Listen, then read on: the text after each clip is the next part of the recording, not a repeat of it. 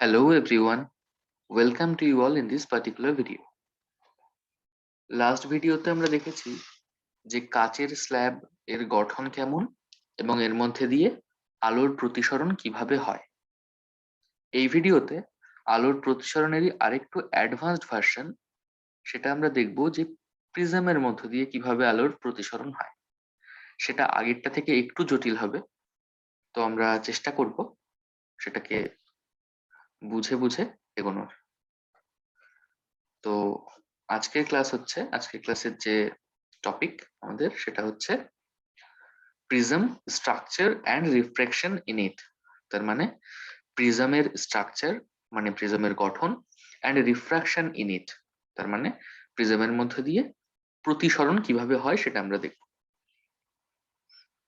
First আমরা দেখব যে প্রিজম কি, তাই তো।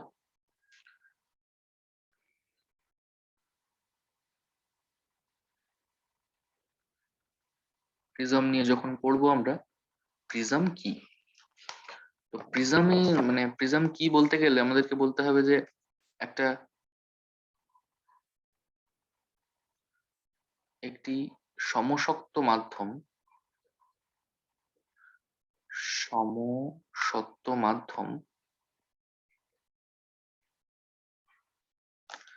যেটি 5টি তল দিয়ে ঘেরা। 5টি তল দিয়ে ঘেরা। জেনারেলি প্রিজম কাচের হয়ে থাকে, তো আমরা একটা প্রিজমের স্ট্রাকচার আমরা একটু আঁকার চেষ্টা করব। খুব সহজে প্রিজম এইভাবে আঁকা যায়, তোমরা অনেকেই দেখে থাকবে প্রিজম।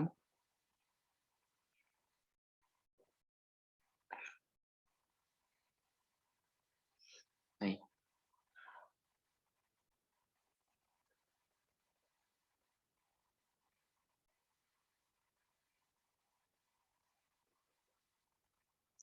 এভাবে আমরা একটা প্রিজম আঁকতে পারি। এই প্রিজমের আমরা বললাম যে 5টা তল, এবার 5টা তল কোথায় দেখা যাক।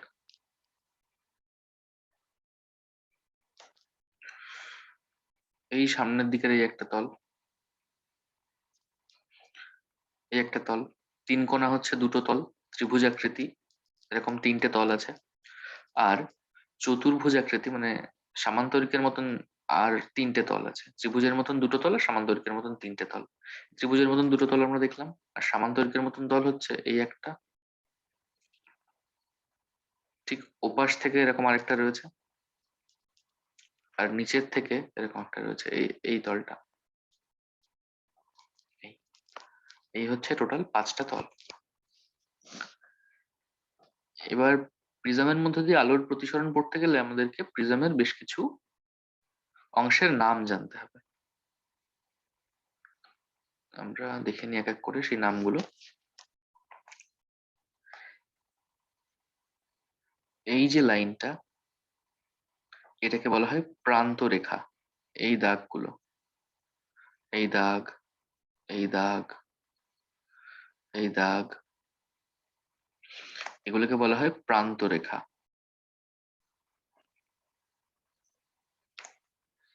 এই যে কোণটা, এই যে কোণটা, এই কোণটাও যা এর যে ভ্যালু, এই কোণটারও সেই ভ্যালু। এই কোণটাকে বলা হয় প্রতিসারক কোণ। প্রতিসারক কোণ। বেশ, এটাকে বলা হয় ভূমি। এই যে তলটা, এই তলটা, যে তলের উপর প্রিজমটা আমি রেখেছি, এই তলটাকে বলা হবে ভূমি।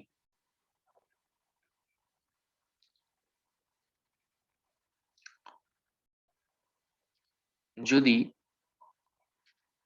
আলো এইভাবে আসে, এইভাবে ওই পাশের তলটায় আসে এবং এই তল থেকে প্রতিসৃত হয়ে যায়, তাহলে এই তলগুলোকে বলা হবে প্রতিসারক তল। মানে এই যে তলটা আর ওই ব্যাক সাইডে যে তলটা, এটাকে আমরা বলবো প্রতিসারক তল। মানে এই ত্রিভুজটাকে যদি আমি এরকম আঁকি, এই এরকম আঁকি, এই যে প্রিজমটাকে যদি আমি এইভাবে একটু আঁকার চেষ্টা করি,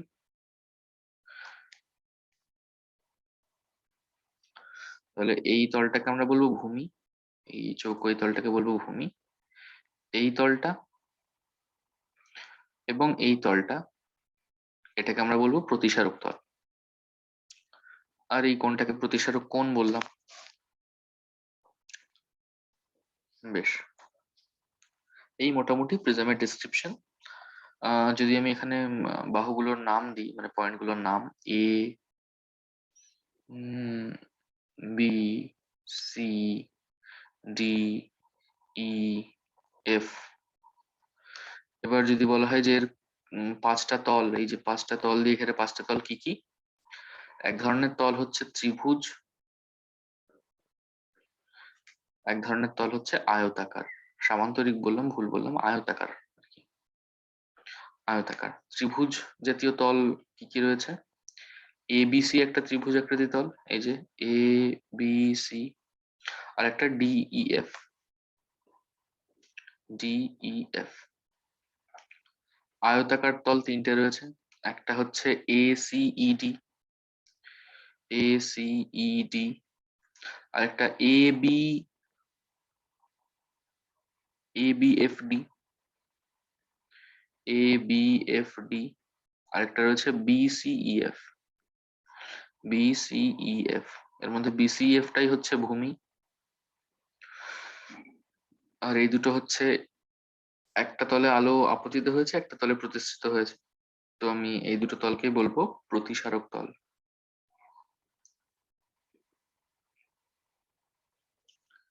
এই হলো মোটামুটি প্রিজমের ডেসক্রিপশন। এবার এই যে প্রিজমটা হলো, এর মধ্যে দিয়ে যদি আমি প্রিজমের একটা অংশকে কেটে নিই, এই মাঝামাঝি ধরা যাক, অন্য কালি দিয়ে লিখি,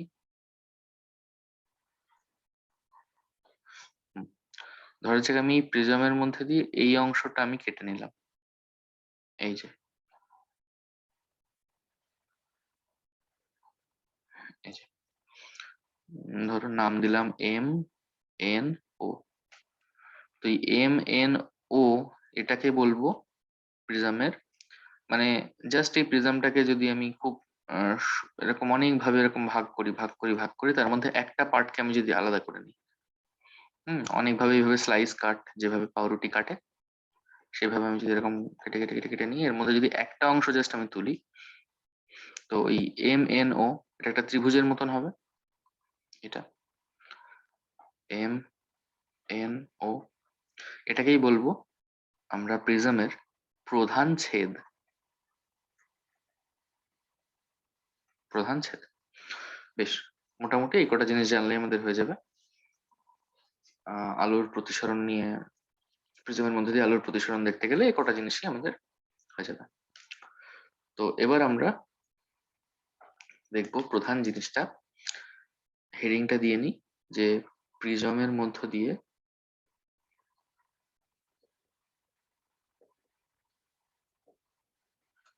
আলোর প্রতিসরণ।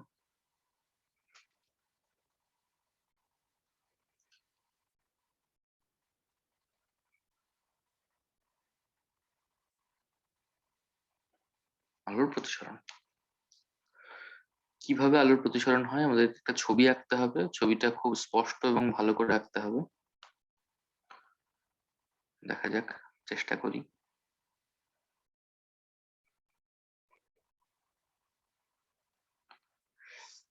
এই হচ্ছে আমার একটা প্রিজমের, যে আগে যেমন প্রিজমের একটা অংশ কেটে নিয়েছিলাম যেটাকে প্রধান ছেদ বলছিলাম, এই যে এম এন ও যেরকম ছিল প্রিজম থেকে একটা অংশ কেটে নেওয়া, সেরকমই একটা প্রিজম থেকে একটা অংশ কেটে নিয়েছি, সেটাকে আমরা বলছি প্রধান ছেদ।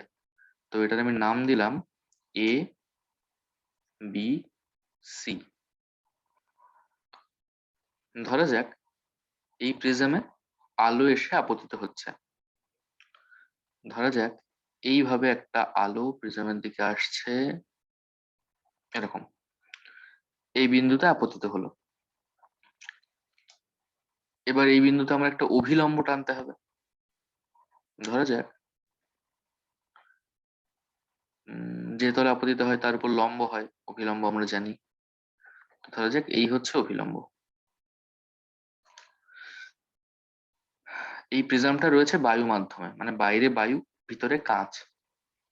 তাহলে আমরা জানি যে লঘু মাধ্যম থেকে ঘন মাধ্যমে গেলে প্রতিসরণের পর আলোকরশ্মি অভিলম্বের দিকে সরে আসে। তাই এই আলোটা আপতনের পর এখান থেকে পুরো এইভাবে বেরিয়ে না গিয়ে, যদি কাঁচ না থাকতো মানে প্রিজমটা না থাকতো তাহলে এইভাবে বেরিয়ে যেত, এভাবে না গিয়ে ও অভিলম্বের দিকে সরে আসবে, এরকম গেল। এবার ও কিন্তু আলোক রশ্মি কিন্তু ট্রাভেল করছে এখন লঘু না ঘন, কোন মাধ্যমে? বাইরে ছিল লঘু মাধ্যম, ভিতরে ঘন মাধ্যম। তাহলে আলোক রশ্মি যখন এই বিন্দুতে পৌঁছালো তখনও অ্যাকচুয়ালি ঘন মাধ্যম থেকে লঘু মাধ্যমে যাচ্ছে। এখানে যদি আবার আমি একটা অভিলম্ব টানি, এই দুটো ধরো এখানে মিশে গেছে, তো এই যদি আমি একটা অভিলম্ব এরকম টানি, তাহলে এবার কিন্তু আলোক রশ্মি আগে যেমন অভিলম্বের দিকে সরে আসছিল, এখন কিন্তু অভিলম্ব থেকে দূরে সরে যাবে। এই দিকে চলে যাওয়ার কথা ছিল যদি সোজাসুজি আসতো, কিন্তু কিন্তু আবার অভিলম্ব তো ওই দিকে, তাহলে অভিলম্বের দিকে না, আলোক রশ্মি এই সোজাসুজি এসে চলে যাওয়ার কথা ছিল যদি কিছু না থাকতো এরকম। আর এই দিকে হচ্ছে অভিলম্ব, কিন্তু আমরা জানি যে যদি ঘন মাধ্যম থেকে লঘু মাধ্যমে যায় তাহলে অভিলম্বের দিকে কিন্তু সরে যায় না, অভিলম্ব থেকে দূরে সরে যায় আলোক রশ্মি। তাই কিন্তু আলোক রশ্মি এখান থেকে এই অবধি গিয়ে প্রতিসৃত হয়ে আবার এই দিকে চলে যাবে। আশা করি ক্লিয়ার হলো এটুকু। তো এই হচ্ছে আলোক রশ্মির গতিপথ, মোটামুটি আমরা আঁকলাম। এটাকে একটু ভালো করে এঁকে দিই, সোজা আর কি। বেশ, এবার পয়েন্টগুলোর নাম দিই। ধরা যাক পি কিউ হচ্ছে আলোক রশ্মির প্রথম গতিপথ, এভাবে যাচ্ছে। কিউ এর পর আলোক রশ্মি আচ্ছা, যদি আলোক রশ্মি আহ এখান থেকে যেত, যদি এদিক থেকে এরকম যেত, তাহলে ঠিক এই বরাবর গিয়ে আলোক রশ্মি যেন এখান থেকে বেরিয়ে যেত এরকম, তাই না? তো সেটাও আমি একটা কাল্পনিক একটা দাগ আঁকলাম। বেশ, এটাকে আমি নাম দিলাম আর, বাইরে এটা নাম দিলাম এক্স।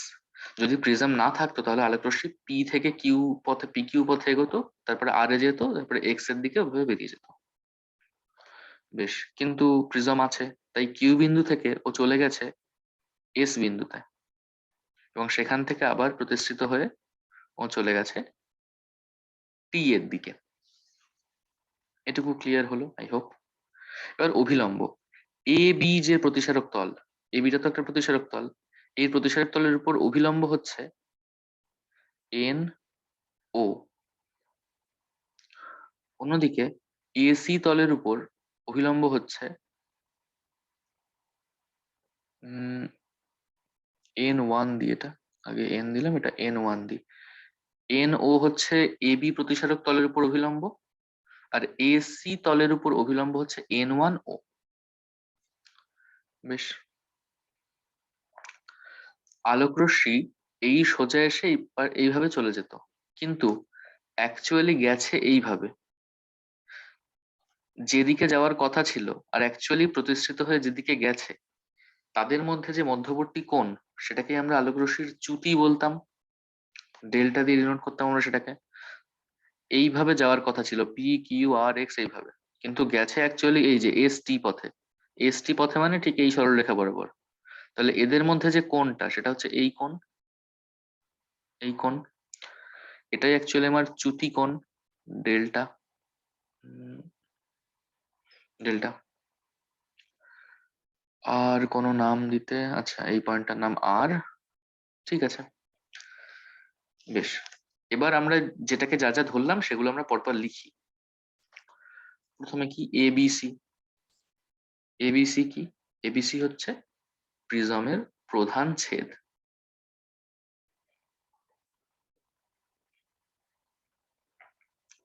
প্রধান ছেদ। এবং এই কোণটাকে আমরা প্রতিসারক কোণ বলে বলেছিলাম প্রিজমের ক্ষেত্রে, আগেরটা এবার দেখিয়েও দিই। এই যে কোণটা, এই যে কোণটা, এটাকে প্রতিসারক কোণ বললাম। এবারে যদি আমি এরকম ছেদ নিই তাহলে এই কোণটাকেও প্রতিসারক কোণ বলবো, এই কোণটাকেও প্রতিসারক কোণ বলবো, তার মানে এই কোণটাও প্রতিসারক কোণ, তার মানে এই কোণটাও প্রতিসারক কোণ। তাহলে অ্যাঙ্গেল এ হচ্ছে প্রিজমের প্রতিসারক কোণ। আর A B R A C এরা হচ্ছে প্রতিসারক তল। এ বি এ সি এরা কি? এরা হচ্ছে প্রতিসারক তল। এবং এইটাকে ভূমি বলি আমরা, বিসি, এটাকে ভূমি বলবো। বিসি হচ্ছে প্রিজমের ভূমি। বেশ। পি কিউ, পি কিউটা কি? পি কিউ হচ্ছে আপতিত আলোক রশ্মি। আপতিত আলোক রশ্মি, আপতিত আলোক রশ্মি, পি কিউ আপতিত আলোক রশ্মি। এটা কিউ বিন্দুতে প্রতিসরণ হয়েছে। আমরা লিখতে পারি এটা কিউ বিন্দুতে প্রতিসরণের পর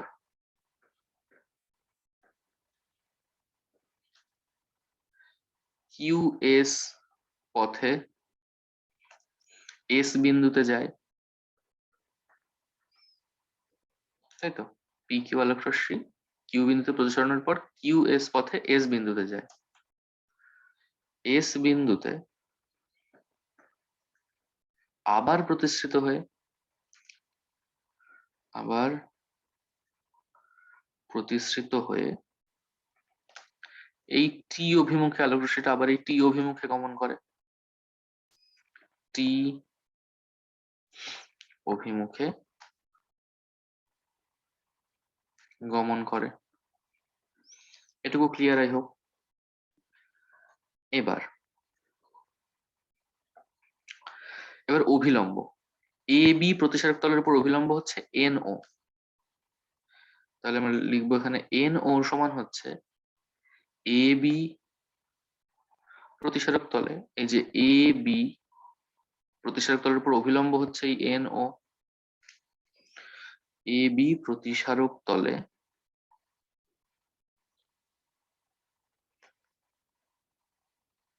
অভিলম্ব। অন্যদিকে এই এন ওয়ান ও, এন ওয়ান ও এইটা, এটা অ্যাকচুয়ালি এসি তলের উপর অভিলম্ব। এন ওয়ান ও সমান হচ্ছে এসি প্রতিসারক তলে অভিলম্ব। এবার আপতিত রশ্মির সঙ্গে অভিলম্বের যে কোণ, সেটাকে আমরা আপতন কোণ বলি, আই ওয়ান। এটাকে আমি আই ওয়ান বলছি। অন্যদিকে যদি আলোক রশ্মি এই পথে যেত, তাহলে আমি এই কোণটাকে আপতন কোণ বলতাম, তাই না? তো সেটাকে আমি আই টু নাম দিচ্ছি। যদি আলোক রশ্মি ঠিক বিপরীত পথে যেত, তাহলে অভিলম্বের সঙ্গে এই কোণ করতো, এটাকে আমি আই টু নাম দিলাম। এই বিন্দুতে, কিউ বিন্দুতে আলোক রশ্মি যাওয়ার পর প্রতিসৃত হয়েছে এই পথে, সেই সময় অভিলম্বের সঙ্গে কত কোণ করেছে সেটাই হচ্ছে প্রতিসরণ কোণ। তাহলে এটা হচ্ছে প্রতিসরণ কোণ আর ওয়ান বলবো এটাকে। অন্যদিকে আলোক রশ্মি যদি এদিক থেকে এদিকে আসতো, তাহলে এইভাবে প্রতিসরণ হতো এবং তাতে অভিলম্বের সঙ্গে যে কোণ করতো সেটাকে প্রতিসরণ কোণ বলতাম। এটাকে আমি আর টু বলবো তাই। বেশ, এটুকু হলো। তাহলে এবার এগুলো ডিনোট করে দিই। আপতন কোণ মানে কিউ বিন্দুতে আপতন কোণ, কিউ বিন্দুতে আপতন কোণ, আমি সংক্ষেপে লিখছি, পুরোটা লিখবে তোমরা আর কি। কিউ বিন্দুতে আপতন কোণ হচ্ছে P Q N, angle P Q N, angle P Q N, এটা সমানই আই ওয়ান। কিউ বিন্দুতে প্রতিসরণ কোণ, প্রতিসরণ কোণ হচ্ছে এইটা। আমি লিখতে পারি এই কোণটাকে কিভাবে নাম দেবো, ও, এটা তো ও আর কি, ও কিউ এস, এই কোণটা অ্যাঙ্গেল ও কিউ এস, এটা সমান লিখতে পারি আর ওয়ান। তেমনই কিউ বিন্দুতে হয়ে গেল। এবার এস বিন্দুতে লিখবো। এস বিন্দুতে আপতন কোণ, আপতন কোণ হচ্ছে এই এস বিন্দুতে আপতন কোণ হচ্ছে উম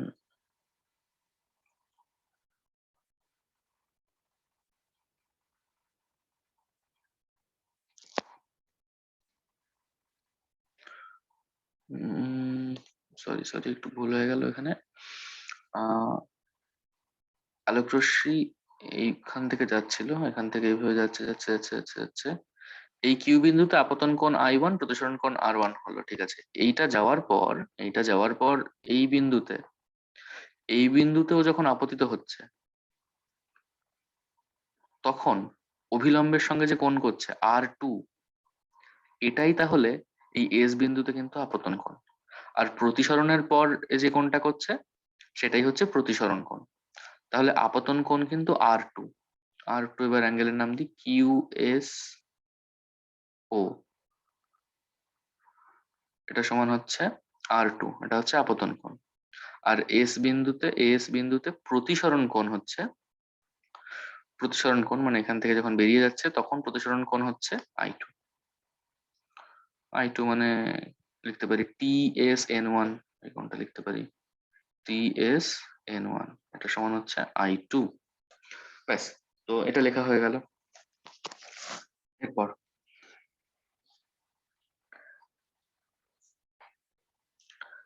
আলোক রশ্মির চ্যুতি আমরা বললাম ডেল্টা, চ্যুতি হচ্ছে ডেল্টা।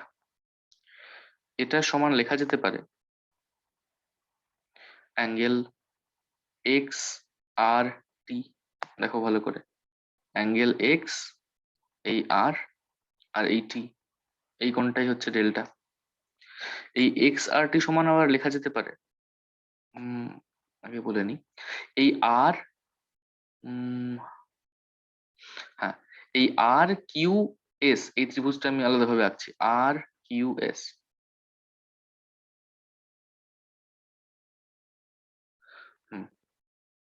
আর কিউ এস, আর এর পাশে এক্স, তাহলে এই কোণটা ডেল্টা।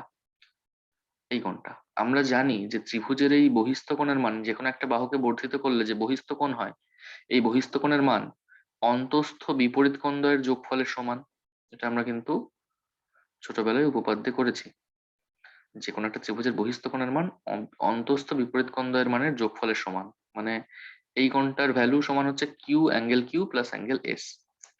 তাহলে এই কোণটার এই যে কোণটা, এই কোণটার মানের ভ্যালু লিখতে পারি ইকুয়াল টু এই কোণটার ভ্যালু প্লাস এই কোণটার ভ্যালু। তো সেটাই আমি লিখি, angle X R T equals to angle R Q S plus angle R S Q. এই যে অ্যাঙ্গেল আর কিউ এস মানে এই কোণটা প্লাস আর এস কিউ, এই কোণটা, এটা লিখতে পারি। এবার এটাকে লেখা যায়, মানে এই কোণটাকে আর কিউ এস টাকে লেখা যায়, আমি আগে লিখে নিই, অ্যাঙ্গেল আর কিউ ও মাইনাস অ্যাঙ্গেল এস কিউ ও। কি করে? আর কিউ এস কোণটাকে আমরা দেখি, আর কিউ এস কোণটাকে আমরা দেখলাম, মানে এই কোণটার কথা বলা হচ্ছে, এই কোণটা, এই কোণটাকে বলছে আর কিউ ও, মানে আর কিউ ও মানে এই টোটাল কোণটা, এই যে আর কিউ ও হচ্ছে এই কোণটা, মাইনাস এই কোণটা, এই দুটো কোণকে যদি বিয়োগ করি তাহলেই তো মাঝখানের এই কোণটা পাবো, সেটাই করা হয়েছে, আর কিউ ও মাইনাস এস কিউ ও। সিমিলারলি এপাশেরটা আর এস কিউটাকে আমি লিখতে পারি যে এই কোণটা মাইনাস মাইনাস এই কোণটা, এরকম লিখতে পারি, এটুকু এরকম লিখতে পারি। তাহলে এটাকে আমি লিখবো angle R S O minus angle Q S O. এবার অ্যাঙ্গেল আর কিউ ওটাকে ভালো করে দেখো, আর কিউ ও মানে এই এই কোণটা, এই কোণটা আর ঠিক এই কোণটা বিপ্রতীপ কোণ না? ঠিক এরকম রয়েছে না, এন ও আর পি, এই এন পি, এন পি এদিকে আর ও, তাহলে এই কোণটার যা ভ্যালু এই কোণটার তো তাই ভ্যালু, বিপ্রতীপ কোণ এটা, তার মানে এটা I1 যদি হয় এটাও তাহলে I1 হবে।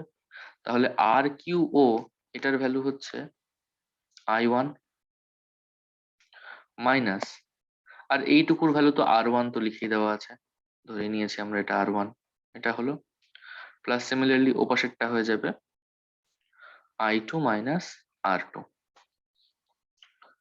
সমান, এটাকে জাস্ট I1 প্লাস I2 একসঙ্গে লিখলাম, I1 প্লাস I2 মাইনাস, মানে মাইনাস R1 মাইনাস R2, তাই মাইনাস কমন নিলাম, নিয়ে R1 প্লাস R2 লিখলাম।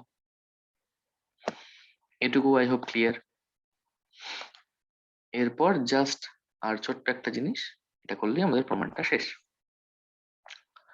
দেখা যাক, এবার এইটা আগে একটু মুছে দিই।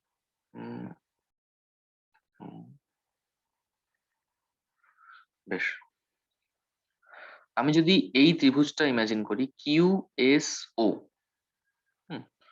এই কিউ এস ও বা কিউ ও এস, এই ত্রিভুজটা আমি লিখি এখানে, যে ত্রিভুজ কিউ ও এস থেকে পাই, কি পাই, যে এই কোণটা প্লাস এই কোণটা প্লাস এই কোণটা, এই তিনটে যোগফল 180 ডিগ্রি, ত্রিভুজের তিনটে কোণের যোগফল 180 ডিগ্রি। তাই আমি লিখতে পারি অ্যাঙ্গেল R1, মানে অ্যাঙ্গেল এইটা মানে R1 এর ভ্যালু তো R1 plus R2 plus angle O equals to 180 degree. R1 plus R2 plus angle O equals to 180 degree. আবার দেখো এই এ কিউ, এরপরে এ কিউ তো এরকম, মানে আবার যদি এখানে লিখি এ কিউ, কিউ এর উপর আবার এটা লম্ব, তাই না, এটা অভিলম্ব, তাই এই বাহুর উপর লম্ব হবে এটা। অন্যদিকে এ এর থেকে একটা বাহু এরকম গেছে, এটা হচ্ছে, এটা ধরো এস, এস এর থেকেও এটা সেই অভিলম্ব, এরা এসে মিলিত হয়েছে কিউতে, তো এটা একটা চতুর্ভুজ হলো, এ কিউ ও এস চতুর্ভুজ, এ কিউ ও এস চতুর্ভুজ থেকে পাই। একটা চতুর্ভুজের আমরা জানি বিপরীত কোণ দুটোর যোগফল হচ্ছে 180 ডিগ্রি। তাহলে বিপরীত কোণ দুটো কি কি, এখানে অ্যাঙ্গেল এ প্লাস, এটা অ্যাঙ্গেল ও আর কি, এটা অ্যাঙ্গেল ও, এ প্লাস ও এটা সমান 180 degree, angle A plus angle O সমান 180 ডিগ্রি। প্রথম ইকুয়েশনটাকে 1 নম্বর ইকুয়েশন নাম দিলাম, সেকেন্ড ইকুয়েশনটাকে 2 নম্বর ইকুয়েশন নাম দিলাম। এবার দেখো R1 প্লাস R2 এর সঙ্গে ও যোগ করলে 180 হয়, আবার অ্যাঙ্গেল এ এর সঙ্গে ও যোগ করলে 180 হয়। তার মানে এখান থেকে বলতে পারি যে অ্যাঙ্গেল এ যেটা সেটাই R1 প্লাস R2। তাহলে লিখবো এবার 1 and 2 থেকে, মানে থেকে পাই angle A equal to R1 plus R2।